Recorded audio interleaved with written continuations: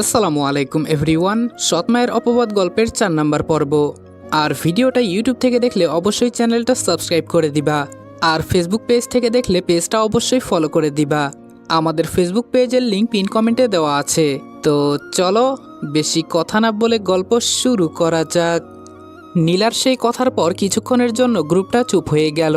প্রিয়া আস্তে করে বলল, আচ্ছা বাদ দে, চল ক্লাসে যাই। নীলা কিছু না বলে উঠে দাঁড়ালো, কিন্তু যাওয়ার আগে একবার দূরে তাকালো, যেখানে রনি আর রাকিব দাঁড়িয়ে কথা বলছিল। রনি তখনও আগের মতোই শান্ত, বই হাতে, যেন চারপাশের কিছুই তার চোখে পড়ছে না। নীলা নিজের অজান্তেই একটা দীর্ঘশ্বাস ফেলল। অন্যদিকে রনি আর রাকিব ক্লাসে ঢোকার প্রস্তুতি নিচ্ছিল। রাকিব হালকা মজা করে বলল, তুই কি সব সময় এমন সিরিয়াস মুড হয়ে চলবি? রনি বই ঠিক করতে করতে বলল, সিরিয়াস মুডে না থাকলে লাইফে কিছুই ঠিক থাকে না। রাকিব একটু থেমে বলল, কিন্তু একটু হাসিও তো দরকার, না হলে মানুষ তোকে রোবট ভাববে। রনি একটু হাসলো, রোবট হলেও সমস্যা নেই, কাজ ঠিকঠাক করলেই হলো। রাকিব মাথা নেড়ে বলল, তোর সাথে তর্ক করা মানে সময় নষ্ট। এদিকে কলেজের করিডরে হঠাৎ কিছু সিনিয়র ছেলে একসাথে দাঁড়িয়েছিল। তাদের চোখে এক ধরনের টার্গেট খোঁজার ভাব। তাদের একজন বলল, নতুন ব্যাচ নাকি? একটু দেখে নেওয়া যাক কেমন সাহস আছে। ক্লাস শেষে রনি বাহিরে বের হতেই একজন সামনে এসে দাঁড়ালো। এই তুমি রনি? রনি শান্ত গলায় বলল, জি। সিনিয়র ছেলেটা বলল, নতুন হয়ে এত ভাব দেখাও কেন? সিনিয়রদের সম্মান করতে শেখো। রনি চোখ তুলে তাকালো, তার মুখে কোনো ভয় নেই, শুধু শান্ত একটা ভাব। আমি কাউকে অসম্মান করিনি। সিনিয়র ছেলেটা রেগে বলল, বেশি ভাব নিও না, বেয়াদব ছেলে, নয়তো তোমার কলেজ জীবন ছারখার করে দেব আমি। এই কথায় মুহূর্তে পরিবেশটা থমথমে হয়ে গেল। দূর থেকে নীলা এই দৃশ্যটা দেখছিল। সে দ্রুত এগিয়ে আসতে চাইলে তার বন্ধুরা তার হাত টেনে ধরল। প্রিয়া ফিসফিস করে বলল, যাস না, পরে সমস্যাটা আরও বড় হতে পারে। নীলার মন মানছিল না কোনোভাবেই। ঠিক তখনই রাকিব হালকা হাসি দিয়ে বলল, ভাই ঝামেলা না বাড়াই, আমরা নতুন ব্যাচ, প্রথম দিনই একটু ভুল বোঝাবুঝি হচ্ছে। সিনিয়র ছেলেটা কিছুক্ষণ তাকিয়ে থেকে বলল, ঠিক আছে, কিন্তু মনে রাখিস কথাটা। তারপর তারা চলে গেল। পরিস্থিতি শান্ত হলে রাকিব বলল, তুই পারিসও বটে, একদম ঠান্ডা মাথায় কথা বললি। রনি বলল, অকারণে ঝগড়া করে লাভ নেই। দূর থেকে নীলা ধীরে ধীরে হাঁটতে লাগলো। তার মনে একটা অদ্ভুত চিন্তা ঘুরছে, এই ছেলেটা সত্যি কেমন? শফিক মিয়া চেয়ারে বসে একধ্যানে নিজের ছেলের কথা ভাবছে। কত আত্মীয় স্বজন পাড়া প্রতিবেশীর কাছে জিজ্ঞেস করছে রনির কথা, কিন্তু কেউ জানে না রনি কোথায় আছে, কি করছে। অনেক খোঁজাখোঁজির পর জানতে পেরেছে একজন নাকি রনিকে ঢাকার বাসে উঠতে দেখে। শফিক মিয়া ডিসিশন নিয়েছে উনি ঢাকা যাবেন, ছেলেকে খুঁজে বের করবেন। নাসরিন বেগম এটাকেই নিজের প্রধান অস্ত্র বানায়। শফিক মিয়ার চোখে আরও ভালো হওয়ার জন্য তিনি আস্তে করে শফিক মিয়ার সামনে গিয়ে বলে, এই শুনছেন? নাসরিন বেগমের ডাকে শফিক মিয়া নিজের ভাবনা থেকে বের হয়ে আসেন এবং নাসরিন বেগমকে প্রশ্ন করেন, কি সমস্যা তোর? আমাকে ডাকছিস কেন? আবার কোন মতলবে এসেছিস? নাসরিন বেগম অপরাধী সুরে বলে, আমরা তো বারবার বলতেছি আমরা ভুল করেছি, মাফও চেয়েছি কতবার। এখন পাভেলও পড়াশোনা বাদ দিয়ে চাকরি করছে, আমাদের মাফ করে দিন প্লিজ। শফিক মিয়া রেগে উত্তর দিল, বেশি কথা না বলে যেটা বলতে এসেছিস সেটা বল, আর এখান থেকে তাড়াতাড়ি বিদায় হ। নাসরিন বেগম বলল, আপনি ঢাকা যাবেন রনিকে খুঁজতে? শফিক মিয়া উত্তর দিল, হ্যাঁ যাব। তো কি হয়েছে? নাসরিন বেগম বলল, আপনি এই বয়সে এই শরীর নিয়ে এত ধকল নিতে পারবেন না। বলছিলাম কি আমাদের পাভেলকে ঢাকা পাঠিয়ে দেই, ও খুঁজে নিয়ে আসবে রনিকে। শফিক মিয়া বলেন, আমার রনি ফিরে আসলে তোদের মা ছেলের কিসের লাভ? উল্টো তোদের লস হয়ে যাবে। নাসরিন বেগম চোখের পানি মুছতে মুছতে বলে, এভাবে বইলেন না, আমি আর পাভেল অনুশোচনায় শেষ হয়ে যাচ্ছি। যদি পাভেল রনিকে খুঁজে বের করে আনতে পারে তাহলে আমরা মা ছেলে এই অনুশোচনা থেকে বের হয়ে আসতে পারবো। শফিক মিয়া বলল, আচ্ছা যা, তোদের মা ছেলেকে আমি শেষ সুযোগ দিলাম, কাল তোর ছেলেকে ঢাকা যেতে বলবি, তারপর থেকে ঠিক 15 দিনের মাথায় আমার ছেলেকে খুঁজে বের করে নিয়ে আসতে বলবি, তাহলেই তোদেরকে মাফ করে দিব। নাসরিন বেগম বলল, আচ্ছা ঠিক আছে, আমি পাভেলকে বলছি।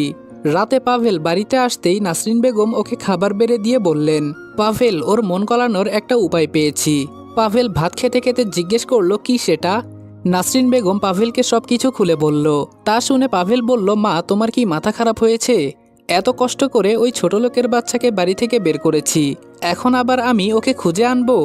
নাসরিন বেগম বলল, আরে আস্তে কথা বল, শুনে ফেলবে তো ওই বুড়ো। আমি কি তোকে সত্যি সত্যি খুঁজতে বলেছি নাকি? তোকে কিছু টাকা দিয়ে ঢাকা পাঠিয়ে দিব, তুই কয়েকদিন ঘুরে আসবি, আমি এখান দিয়ে সুযোগ মতো সম্পত্তি হাতিয়ে নিব। পাভেল প্রশ্ন করলো, তোমার মনে হয় এটাতে কাজ হবে? নাসরিন বেগম উল্টো পাভেলকে প্রশ্ন করলো, এটা ছাড়া কোনো রাস্তা খোলা আছে আমাদের কাছে? পাভেল আর কোনো উত্তর খুঁজে পেল না, নিজের মায়ের কথাই মেনে নিল। প্রতিদিনের মতো রাকিব আর রনি কলেজে চলে এসেছে। কলেজে পৌঁছে রাকিবের চোখ নীলাকে খুঁজতে লাগলো। রনি সেটা দেখে বলল, কাউকে খুঁজছিস? রাকিব একটু অপ্রস্তুত হয়ে বলল, না তো। রনি হেসে জবাব দেয়, তুই জানিস মিথ্যা বললে তোর কান লাল হয়ে যায়। রাকিব লজ্জায় রনিকে ধমক দিয়ে বলল, চুপ। রনি হালকা হেসে ক্লাসরুমের দিকে হাঁটতে লাগলো। ক্লাসে ঢুকতেই নীলা হাত নেড়ে বলল, এই দিকে বসো। রাকিব সাথে সাথে গিয়ে বসে পড়ল। রনি একটু দ্বিধায় পড়ে গেল। নীলা বলল, আপনি দাঁড়িয়ে আছেন কেন? এখানে জায়গা আছে। রনি শান্ত গলায় বলল, না, আমি পেছনে বসবো। নীলা ভ্রু কুঁচকে বলল, আপনি সব সময় এত দূরে দূরে থাকেন কেন? প্রশ্নটা শুনে রনি থেমে গেল। কিছুক্ষণ চুপ থেকে বলল, অভ্যাস। নীলা কিছু বলতে গিয়েও থেমে গেল। রনির এমন প্রত্যাখ্যানে নীলার বুক ভারী হয়ে আসলো।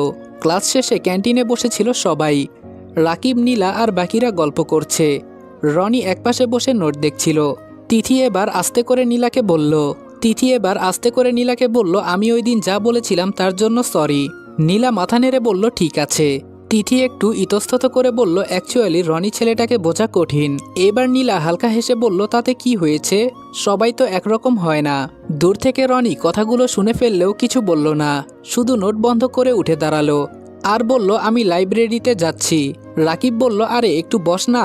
রনি বলল, কাজ আছে। রনি চলে যেতেই নীলা তার চলে যাওয়ার দিকে তাকিয়ে রইল। প্রিয়া ফিসফিস করে বলল, এবার তো নিশ্চিত। নীলা বিরক্ত হয়ে বলল, কি নিশ্চিত? প্রিয়া বলল, তুই ওকে নিয়ে বেশি ভাবিস। নীলা এবার কিছু বলল না, কারণ এবার ও নিজেও বুঝতে পেরেছে রনিকে নিয়ে ও সত্যি একটু বেশি ভাবে। বিকেলে বাসায় ফিরে রনি দেখে আমেনা বেগম রান্নাঘরে একা একা কাজ করছেন। সে আবারও বলল, আন্টি, আমি সাহায্য করি। আমেনা বেগম তাকিয়ে বললেন, তুমি একবার কথা বললে বোঝো না? রনি একটু হেসে বলল, না। তিনি দীর্ঘশ্বাস ফেলে বললেন, ঠিক আছে, এই সবজিগুলো কেটে দাও। রনির মুখে সাথে সাথে হাসি ফুটে উঠল। রনি বলল, আচ্ছা। দূর থেকে রাকিব দৃশ্যটা দেখে মাথা নেড়ে বলল, এই ছেলে আস্তে আস্তে পুরো বাড়ির ফেভারিট হয়ে যাচ্ছে। আফরিন পাশে দাঁড়িয়ে বলল, আগেই হয়ে গিয়েছে। রাকিব বলল, তুই কিভাবে বুঝলি? আফরিন বলল, কারণ মা আমার আর তোমার উপর যতটা চিৎকার করে রনি ভাইয়ার সাথে ততটা মিষ্টি গলায় কথা বলে। এটা শুনে রাকিব ভেসে উঠল। মিরসরাইয়ের আকাশ তখনও পুরোপুরি জেগে ওঠেনি, হালকা কুয়াশা। দূরে আজানের ধ্বনি ভেসে আসছে। পাভেল ছোট একটা ব্যাগ কাঁধে নিয়ে বাড়ির দরজার সামনে দাঁড়িয়ে, চোখে অদ্ভুত এক মিশ্র অনুভূতি, রাগ, লোভ আর একটুখানি ভয়। পেছন থেকে নাসরিন বেগম ফিসফিস করে বললেন, সব মনে আছে তো? পাভেল ঠোঁট বাঁকিয়ে বলল, হুম, ঢাকা গিয়ে একটু ঘুরে আসব, আর তুমি এখানে নাটক চালাবে। নাসরিন বেগম চোখ কুঁচকে বললেন, চুপ, কেউ শুনে ফেললে সব শেষ। তারপর পাভেলের হাতে কিছু টাকা গুঁজে দেয়, যেটা সে শফিক মিয়ার কাছ থেকে রনিকে খোঁজার জন্য লাগবে বলে নিয়েছে, আর বললেন, সাবধানে থাকবি, আর সুযোগ পেলেই খবর দিবি। পাভেল কিছু না বলে বেরিয়ে গেল। ঢাকার ব্যস্ত রাস্তা, চারপাশে গাড়ির হর্ন, মানুষের ভিড়, আর ধুলোর গন্ধে ভরা এক অচেনা শহর। পাভেল একটা ছোট ব্যাগ কাঁধে নিয়ে রাস্তার পাশে দাঁড়িয়ে আছে। বিরক্তি কণ্ঠে বলল, ধুর, এই শহরে মানুষ থাকে নাকি? সারাদিন ঘোরাঘুরি করে ক্লান্ত হয়ে একটা চায়ের দোকানের সামনে বসে পড়ল। চা নিতে না নিতেই পাশের টেবিলে থেকে কয়েকজন ছেলের হাসাহাসির শব্দ ভেসে এলো। এই নতুন মনে হচ্ছে। একজন চোখ ছোট করে পাভেলের দিকে তাকিয়ে বলল। পাভেল প্রথমে পাত্তা দিল না, কিন্তু ছেলেগুলো উঠে এসে তার সামনে দাঁড়ালো। একজন একটু রুক্ষ গলায় বলল, এই কোন জায়গা থেকে এসেছিস? পাভেলও কম না, সরাসরি তাকিয়ে বলল, তোমার জানার দরকার আছে? এক মুহূর্তে পরিবেশটা টানটান হয়ে গেল। তারপর হঠাৎই আরেকজন হেসে উঠল। ওই থাম, ছেলেটার সাহস আছে তো। সে হাত বাড়িয়ে বলল, আমি রাসেল, ওরা আমার গ্রুপ, তুই ভয় পাস না, আমরা এমনি মজা করতেছিলাম। পাভেল একটু শান্ত হয়ে বলল, আমার নাম পাভেল। রাসেল পাশে বসে সিগারেট ধরিয়ে বলল, ঢাকায় নতুন তাই না? থাকার জায়গা আছে? পাভেল মাথা নাড়িয়ে না বলল। রাসেল হালকা হেসে বলল, হোটেলে থাকতে গেলে টাকা শেষ হয়ে যাবে, আমাদের সাথে থাকলে সমস্যা নেই। পাভেল চোখ শুরু করে জিজ্ঞেস করলো, এর বদলে কি করতে হবে? রাসেল একটু ঝুঁকে এসে বলল, ছোটখাটো কাজ, মাঝে মাঝে একটু ভয় দেখানো, একটু কালেকশন, বুঝেছিস তো? পাভেলের চোখে হঠাৎ একরকম ঝিলিক দেখা গেল। সে মনে মনে ভাবল, এই শহরে টিকে থাকতে গেলে শক্ত লোকের সাথে থাকাই ভালো, আর যতদিন এখানে আছে একটু কামাইও হবে। সে হালকা হাসলো আর বলল, আচ্ছা ঠিক আছে, আমি আছি। রাসেল হাত বাড়িয়ে দিয়ে বলল, ওয়েলকাম টু দ্য টিম। পাভেলও হাত মিলালো।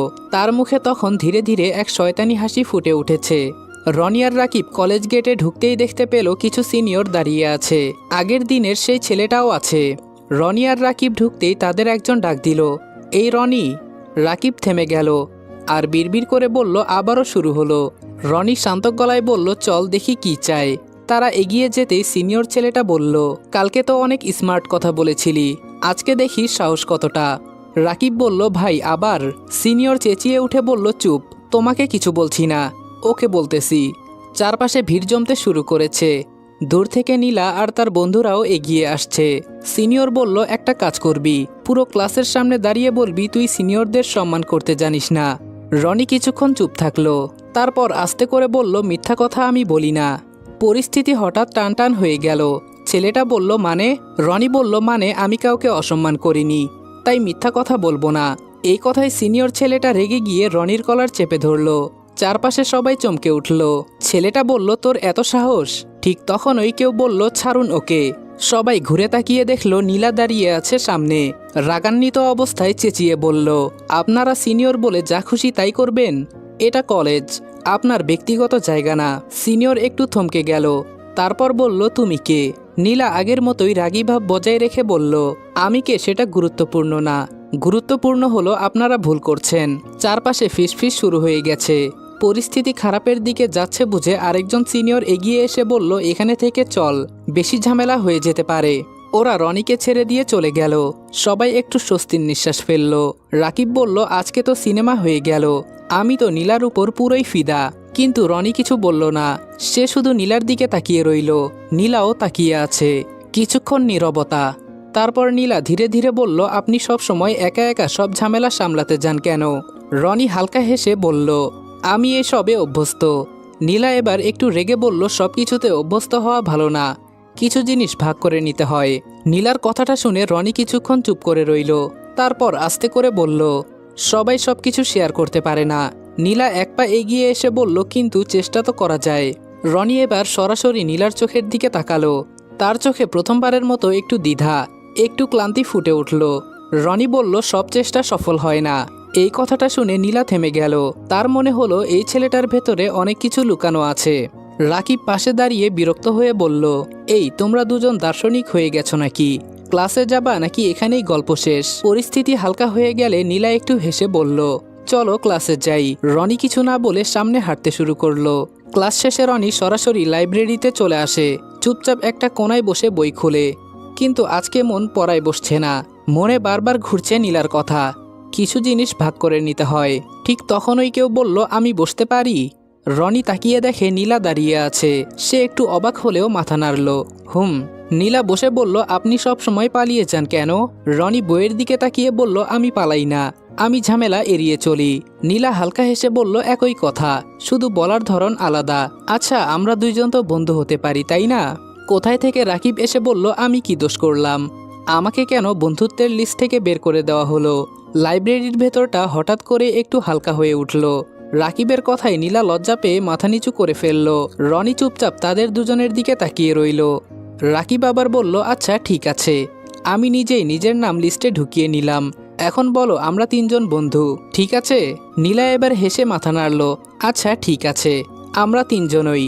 সবাই একটু হেসে নিলেও রনির মুখে আগের মতোই হালকা শান্ত ভাব, তবে আজকে তার চোখে অন্যরকম কিছু। নীলা বলল, আচ্ছা তাহলে আজকে থেকে এখানে কেউ আমরা একা একা কিছু সামলাবো না। রনি একটু থেমে বলল, দেখা যাবে।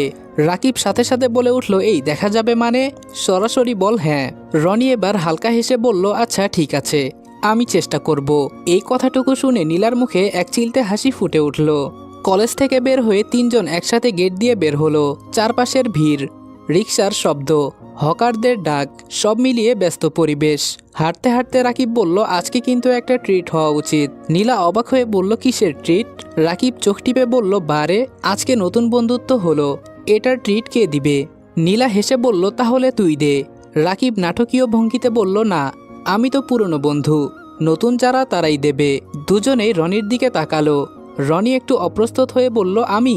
রাকিব বলল, হ্যাঁ তুই, আজকের হিরো তুই। সিনিয়রদের সামনে দাঁড়িয়ে ডায়লগ মারা, আবার নতুন বন্ধুত্ব, সব মিলিয়ে ট্রিট তো তোরই প্রাপ্য। রনি কিছুক্ষণ চুপ থেকে বলল, আচ্ছা ঠিক আছে চল।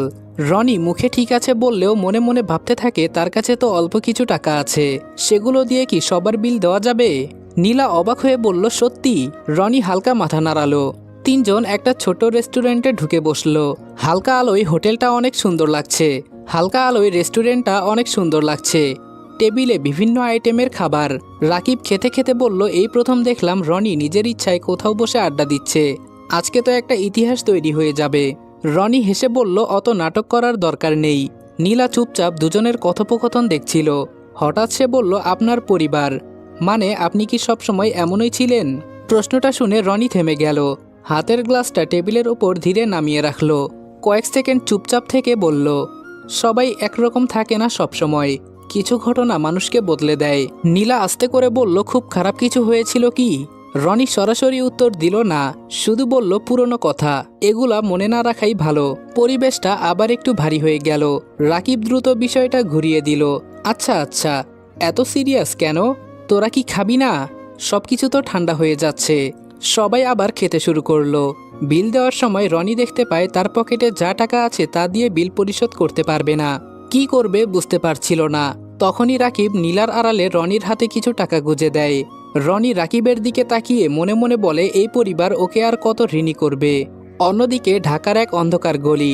রাসেল আর তার দলের সাথে দাঁড়িয়ে আছে পাভেল, তার হাতে একটা ছোট লাঠি, মুখে আগের সেই শয়তানি হাসি। রাসেল বলল, আজকে একটা ছোট কাজ আছে, ভয় পাবি না তো? পাভেল ঠোঁট বাঁকিয়ে বলল, আমি ভয় পাই না। রাসেল সামনে ইশারা করে বলল, ওই দোকানটা দেখছিস, একটু বোঝাতে হবে, টাকা ঠিকমতো দেয় না। পাভেলের চোখে লোভ ঝিলিক দিল। সে আস্তে করে বলল, চলো দেখি। গলিটার ভেতর ঢুকতেই চারপাশ যেন আরো অন্ধকার হয়ে গেল। ভাঙ্গা রাস্তা থেকে একটু দূরে আধভাঙ্গা দোকান, লোহার শাটার আধখোলা। রাসেল সামনে এগিয়ে গিয়ে থামলো, দোকান দেখিয়ে বলল, এইটাই। পাভেল চোখ সরু করে তাকালো। দোকানের ভেতর একজন মাঝবয়সী লোক হিসাব লিখছিল। রাসেল হঠাৎ জোরে শাটারে লাথি মারল। লোকটা চমকে উঠে বলল, কে ওখানে? রাসেল ঢুকে গিয়ে গম্ভীর গলায় বলল, আমাকে চিনতে পারছিস না? লোকটা ভয়ে কাঁপতে কাঁপতে বলল, ভাই, আমি তো গত সপ্তাহে টাকা দিয়েছি। রাসেল ঠোঁট বাঁকিয়ে হেসে বলল, ওটা পুরান হিসাব, নতুন সপ্তাহ নতুন টাকা। লোকটা অসহায়ের মতো বলল, ভাই এবার একটু মাফ করেন, দোকানটা ভালো যাচ্ছে না। এই সময় রাসেল পেছনে তাকিয়ে বলল, পাভেল একটু বুঝিয়ে দে তো। পাভেল ধীরে ধীরে এগিয়ে গেল। লোকটা হাতজোড় করে বলল, ভাই মারবেন না, আমি কালকেই দিয়ে দিব। পাভেল কিছু না বলে দোকানের সামনে রাখা কাচের জারটা তুলে মাটিতে আছড়ে ফেলল।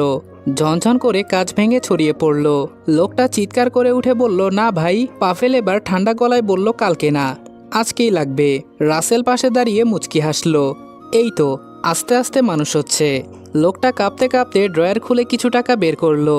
রাসেল টাকা গুনে নিয়ে বলল, এইবার ঠিক আছে, কিন্তু মনে রাখিস আমরা যেন আবার মনে করাইতে না আসি।